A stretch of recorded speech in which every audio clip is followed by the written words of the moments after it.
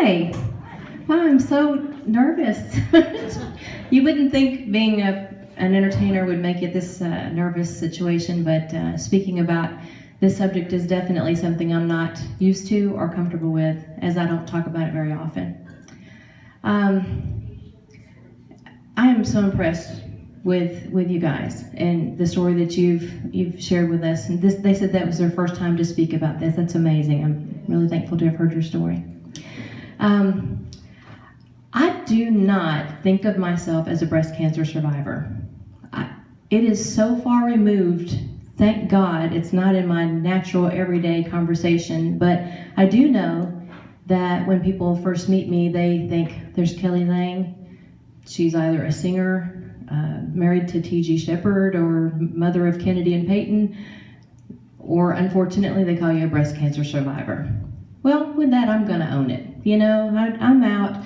I was diagnosed at 36 years old, and a funny story, I was at home with my children. I was a single parent at the time. My kids were 8 and 12, and I was watching Oprah Winfrey's show, and she was doing breast cancer under 40 that day, and quite honestly, I kept flipping the channel. There was nothing more interesting to watch, so I kept flipping back.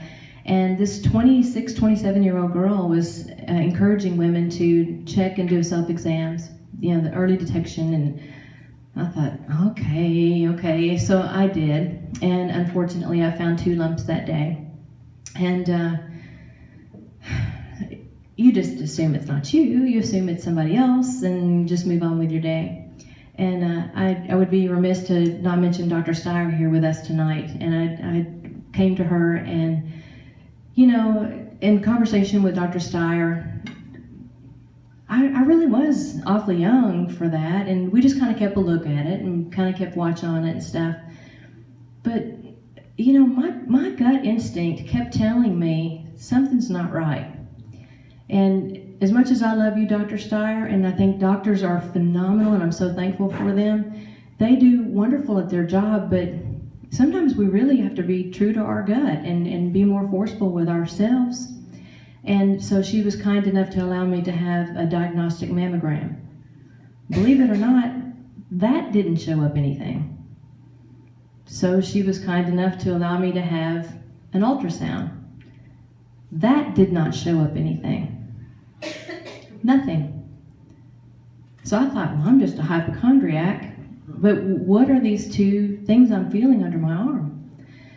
So I asked the technician, I said, do you mind if I borrow your ultrasound wand and let me just press it a little deeper and show you what at least I'm feeling? And she was not happy about that. I could tell you, I am no doctor, but I felt some definite uncomfortableness from her. But, you know, I will never forget her face when she saw what I felt. And I bet she didn't do it again. And she went and got the doctor at the time, and you know, that set me on a whirlwind. That was an immediate shock to me and my family. And I was diagnosed, I'm going to fast forward a little bit, I was diagnosed with stage 2 invasive breast cancer, and it had already gotten to my lymph nodes. And you know, who knew? I mean, that was just you just don't get over that. You just don't. But I didn't realize what a fighter I was. And I didn't realize that when a doctor told me, doctors tell you, they can a lot of times tell you who's going to survive this by your attitude when you walk in their office. And I just have always been a fighter. I've always been a negotiator. The doctor told me, he said, if I were you, I would remove both breasts. And I said, no, just a lumpectomy. How much is a lumpectomy? You know, I was just kind of like negotiating back and forth with him, and he was like, I'm the doctor. You know, it was a joke, really, and I won't even tell you all the funny things that happened, but I just kind of took it as like, well, where is my power here? I'm not letting anything or anyone take my power away. This is ridiculous. And so I negotiated down to a lumpectomy. Unfortunately, I couldn't negotiate out of chemotherapy, and I do not like being bald or green. It was not a pretty thing for me, but went through chemo and went through 37 weeks of radiation. And golly, I see a lot of faces in this room that loved me through it, Tammy. People dropped off food, they dropped off cards. Man, it was great. It was like a party, you know. I wouldn't go through it again. I'm just kidding. But I was embarrassed by anybody taking care of me. I was not used to that. I am a caretaker. I was not comfortable with somebody thinking anything other than I was just a singer or powerful or, you know, this is a weakened state. I don't like being weak. I don't like somebody else taking care of my home or feeding me. It was a lesson learned, and I think we all need to learn that lesson, that we need to learn to be taken care of, as well as when it's your turn, you need to take care of others. My journey through breast cancer was a very, very lonely journey, as I did not have ABC. I was diagnosed in 2004, and they did not offer that. I was already a member at the YMCA, and I cherished my time there very, very much. I walked every day. I took the water classes, and my wig floated in the pool one day. And you know, it's a funny thing, I remember going into the sauna, and I thought, this is really cool. I love this in here. It's kind of relaxing. And I heard this crackling noise, and it was really, I thought, what is that? I smelled this burn. My wig was melting in the sauna, but it was okay. You know, it wasn't a very pretty wig anyway. But anyway, again, it was a very lonely experience. Yes, Mom? Tell me about you baking cookies. Oh, dear. Has anybody heard of chemo brain? Yes. Okay, chemo is a real thing. Chemo brain is a real thing. I made cookies one night. I was craving chocolate like none other. And I made cookies, and they were horrible. I mean, they were the worst things I've ever eaten in my life. Come to find out, I'd forgotten to put sugar in it was one thing after another. I'd never heard of that. I'd never heard of lymphoma or lymphedema. I was lonely. I didn't want to burden my mom or my family at the time. I just thought, if I just ignore this, I'll get better, you know. And I just pretended as if it didn't exist. And you know, I had a friend that I would walk around the YMCA track a long time with, and she would try to talk with me about it. I go, nope, we're keeping walking. Let's talk about music. You know, I just ignored it. And I didn't realize how damaging that can be to a person's psyche that's going through that. They need somebody to talk with that's along that same journey. And I tried to go to a meeting here or there, but I just found that they weren't uplifting and weren't encouraging like the ABC program. I left those places very depressed, and I wasn't gonna die. I don't want to talk about dying, or you know, I just wanted to get this behind me. And I found that, and please don't take this offensively in any way, but I believe that the more you focus on something, the more it will become towards you. Very much law of attraction, I suppose. So anytime people would come near me with pink ribbons, I would I would retract, because I didn't want to think about it constantly. But that's not healthy. It's not healthy to ignore that big of a part of your DNA that's been changed forever. And a little side story, when I was walking at the YMCA, I was looking to anybody silently that I could find encouragement from. And I just wanted to just be invisible and nobody notice who I was. But I noticed this darling girl. She was around my age maybe, and I was not brave enough to take my wig off yet, but she would walk around the YMCA bald as a goose, rocking it. You know, she'd walk with her dad all the time, and she'd put these cute head scarves on, and she was so cute. And I was having like a little pity party. Here I was a single parent and had these two children, and I just thought the end of my world had come. My hair is even worse than I thought it was. And so I found out that she had a baby during her chemo. And I thought, well, who am I to whine? This girl's, she had a baby during chemo. Rock on, sister. But I never shared with her what a light and ray of hope she was. And I thought, one day I'm going to tell her she's my hero. And she was like maybe 3 months ahead of me in my program. And I kept seeing her progress and do well. And One day I went to the Y and I looked for her, and she wasn't there. And I thought, well, where did this girl go? She died. And it dawned on me how serious this journey that I was on was really, it just took my breath away.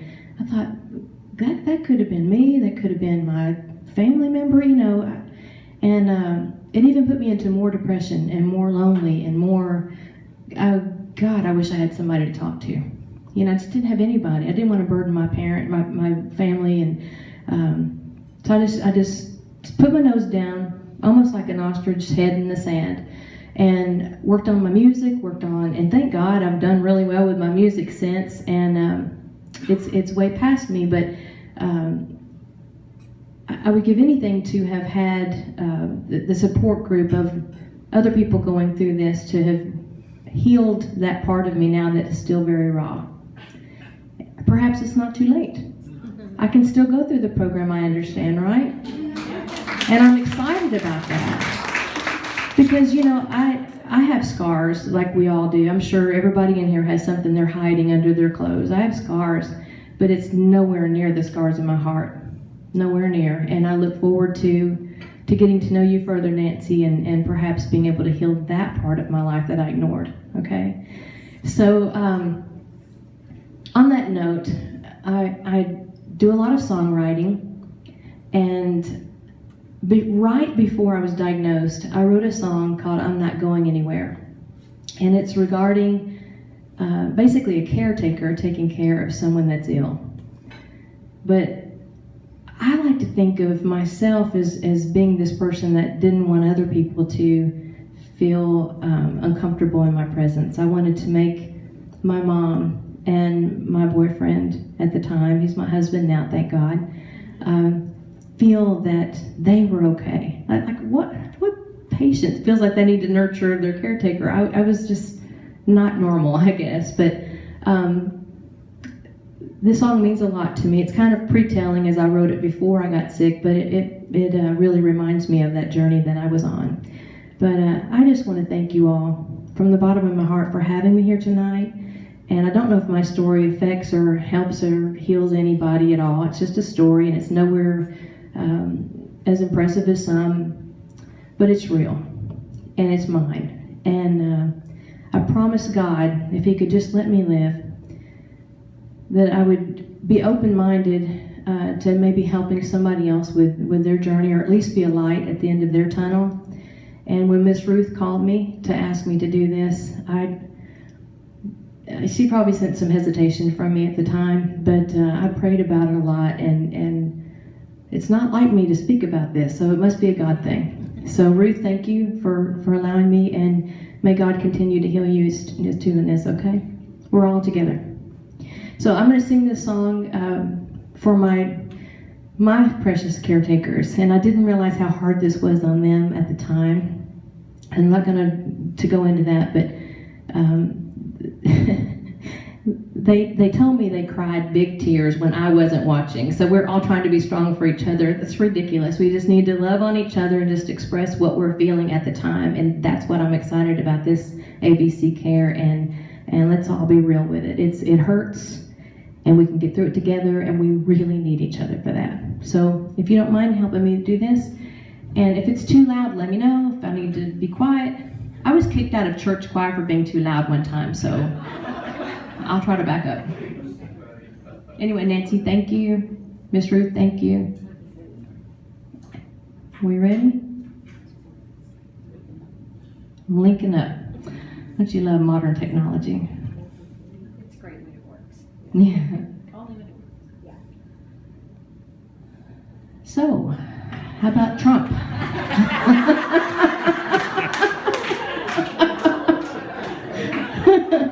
Just kidding. Is it even on?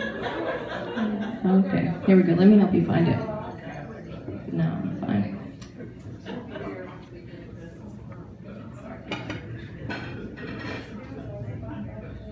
Here we go. Okay. Can y'all hear that? Okay.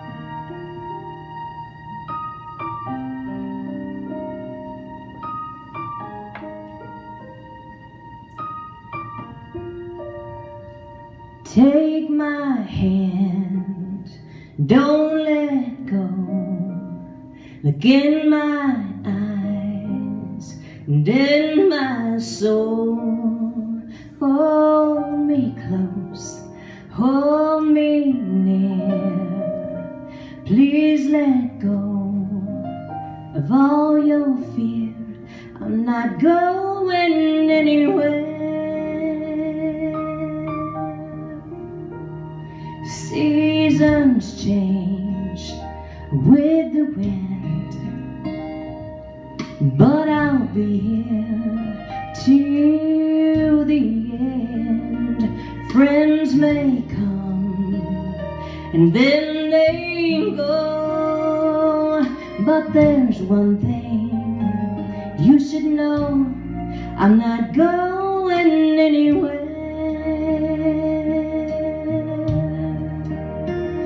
I'd give my heart to you if yours stopped beating. Part your lips with mine.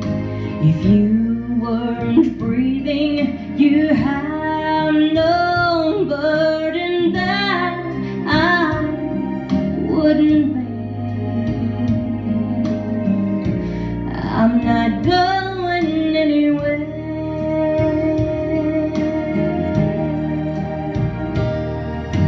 I'll still be here when you close your eyes. There's no place I'd rather be than here by your side.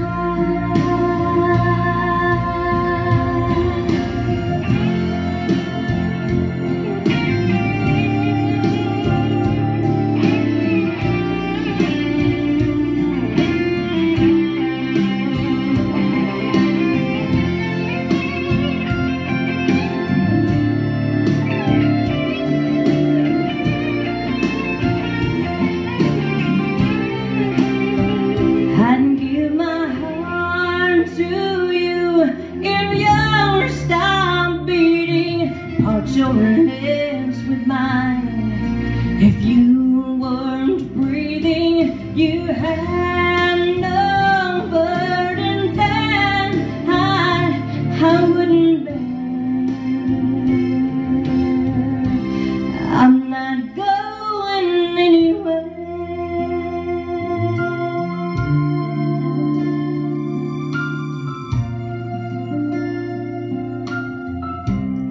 I'm not going anywhere. I'm not going. I'm not going. I'm not going anywhere. I'm not going. No, I'm not going. I'm not going anywhere. Thank you for your time.